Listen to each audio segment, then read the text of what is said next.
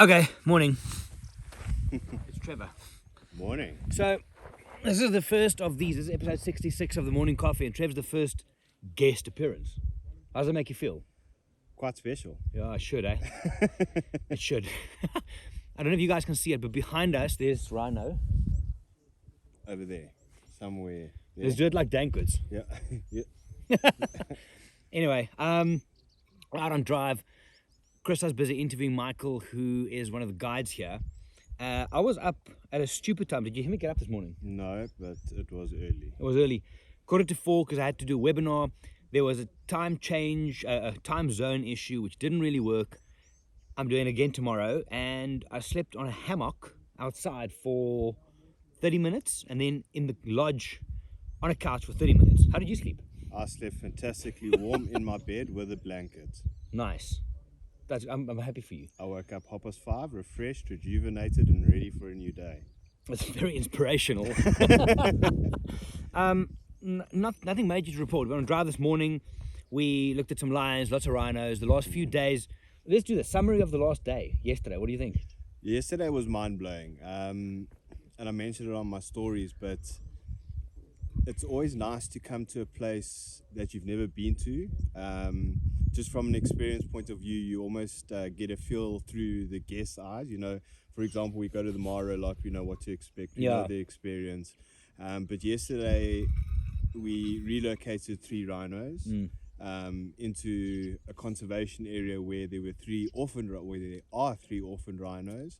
And we also put collars on their feet for tracking purposes. And I think being involved in that whole conservation effort and actually being on the ground in amongst that project, it gives you so much more appreciation for what they actually do. 100%. As opposed to, you know, reading an article or watching a video on YouTube or whatever it may be, but to actually be on the ground, to physically touch those animals and to just see the passion that these guys have is incredible. You've done it before though, hey? I've done it before, absolutely. Yeah. Every single time it's special, every single time it's different. But I think just to know that you're playing a very small part in that conservation, and like I said, to see each single individual of the staff here, how passionate they are. It's actually quite ridiculous. For me, visiting any lodge or any destination, what is a game changer is the people. The passion that they have. I mean, if you're working with people who don't really care about their job, it kind of ruins the experience. But I've been blown away by the hospitality here, and just the general passion. I mean, our guide Mike, he's fairly young, I think. But to see the energy and the passion that he has for conservation and for being out here. I mean, even for us that have guided for years and years and years, it's a good reminder for us of that passion. You know, it takes us back to appreciating the smaller things and just to appreciate actually to be doing what we're doing. The interesting thing I think most of the guys in the office have done some kind of conservation work where you get hands-on with lions, elephants, buffalo, whatever. But the way they run the system here, and Nordia, who's I think he's like the conservation farm manager of this place. He ran through this artificial intelligence system, which is linked to these collars. And compared to a lot of the other systems that I've heard about, it's a bit Neanderthal. It's old school. But, I mean, and even though we've done it before, and there's something special that the rhino goes down from the darts, you put your hands on this thing and you can feel the breathing. I can just think for us, it never gets old. I mean, it can't. But for someone, it's their first time in Africa. They come and do something like this. That's just... That's mad. So, I mean, people have been asking questions on Instagram that if you want to get hands-on, you can do it. We do run safaris here. But I would, even if you don't book with Wild Eye or with Trevor myself, come and do something like this. It is... And I would go as far as to say, for a lot of you out there, it will be life-changing. It definitely will be.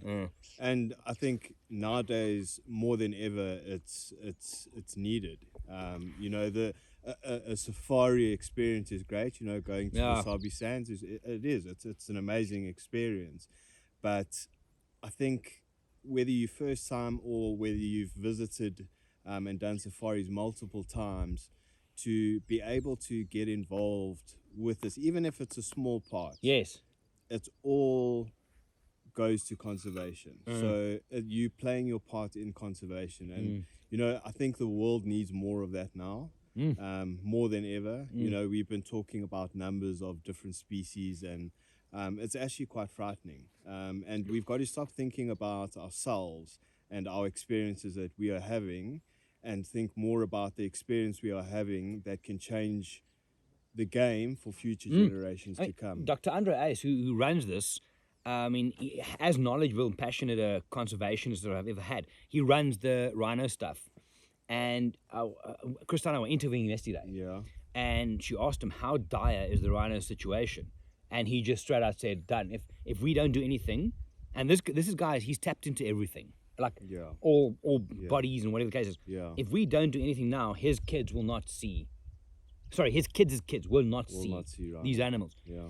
It's just, I think the big problem is there's too many organizations. Everybody has their own idea. Yeah. And they don't pull together. It's this pissing contest of my way's better, my way's better. People need to get over this shit. It's just not going to work. Can I ask you a question? Yeah. Are you sitting like that because you're wearing white pants? I am indeed. Okay. I do not want to dirty my pants. Don't you feel awkward though? I don't. It looks like you're posing for an album cover. I didn't feel awkward until you said that, because now I can feel how wide my legs are apart. Yeah, luckily your groin's not showing in camera like mine. Anyway, rest of the day, what are we doing? Back at camp for a little bit, obviously download content, maybe 1 or 2 more videos, and then I think we've got an activity this afternoon, starts about 2. Yeah, I think we're going to do some trails and video that for them. If you guys just stay tuned to our feed, you'll find out more about Morataba and the luck. So they've got 2 lodges, one luxury and one super comfortable tented camp. Yeah. It's really cool. Even if you don't want to come for the conservation, it's still worth it. But yeah, nothing else really to report. Oh, that guy from TikTok. I got an email from him. He's a real dick. Some of the people he's been engaging with. Did I show you the messages? You did, yeah. So he's still using my profile picture on his everything, and I emailed him and said, listen, you're being a bit of a, I almost said puss, but you're being a bit of a dick here, right? And he wrote back to me and said, yeah, but his life is so hard. And then, so I wrote back and said, dude, not good enough. No. You don't do this. And then one of the women, I think Beth's her name, that he's been engaging with, and he's literally, and this is going to sound so, it is so strong. He's trying to use my profile. He's literally taking videos of me. And he says, no, I'm only sharing your wildlife.